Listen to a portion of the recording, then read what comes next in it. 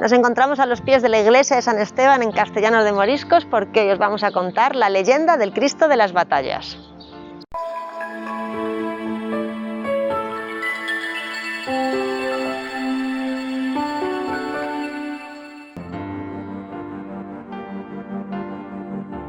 La iglesia de Castellanos de Moriscos, situada en plena comarca de la Armuña, es una iglesia del siglo XV bajo la advocación de San Esteban protomártir, de la que principalmente destaca su portada, que se le atribuye al arquitecto renacentista Rodrigo Gil de Ontañón, conocido principalmente por su obra civil, de la que destaca el Palacio de Monterrey de Salamanca.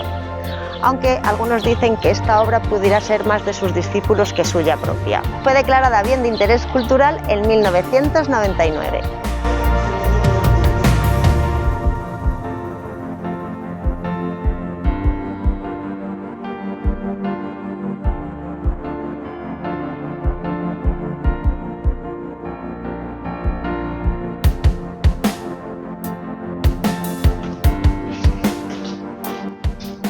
Estamos en el interior de la iglesia de San Esteban protomártir porque vamos a acercarnos ahora ya a ver el Cristo de las Batallas, que curiosamente está subido en andas porque se procesiona el segundo fin de semana de agosto.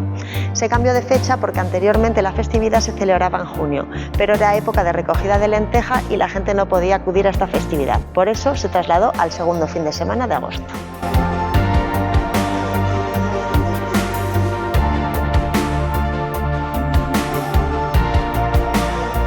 El Cristo de las Batallas de Castellanos de Moriscos es un Cristo de 3 clavos. Tiene uno en los pies superpuestos y otro a cada lado de las manos, enganchados en las manos y no en las muñecas como otros Cristos.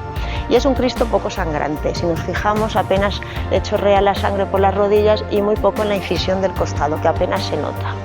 Tiene los ojos cerrados y la boca abierta en gesto de sufrimiento y un postizo de corona de espinas. El paño no es un postizo, sino que está tallado en la propia obra y, a diferencia de otros Cristos que llevan hecho un nudo, este lo tiene sujeto con una soga.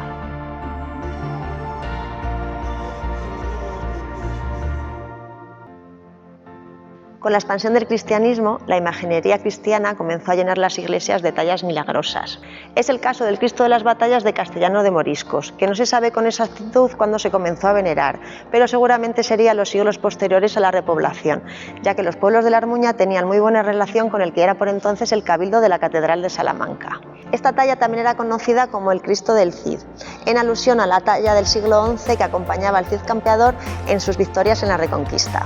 Ese Cristo del siglo XI del Cid se llevó posteriormente a la Catedral Vieja de Salamanca, promovido por el obispo Hieronymus, uno de los obispos más conocidos de España. Pero si por algo se conoce el Cristo de las Batallas de Castellanos de Moriscos es por la leyenda que gira en torno a él.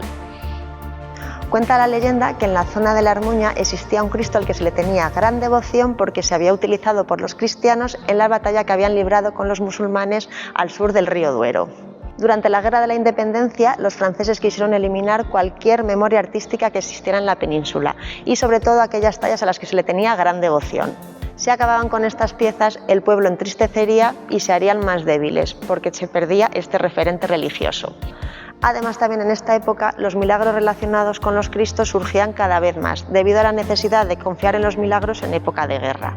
Por ello, los franceses también perseguían las piezas e intentaban eliminarlas a toda costa.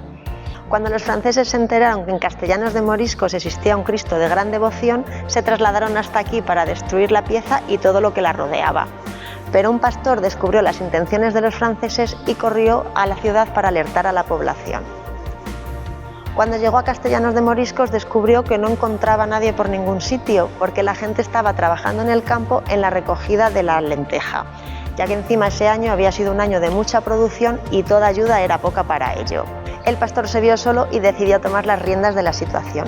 Marchó hacia la ermita para poner al Cristo buen recaudo, pero cuando llegó allí se dio cuenta que él solo no podía cargar con la pieza. Pero milagrosamente a la puerta de la ermita se encontraba un carro con un burro.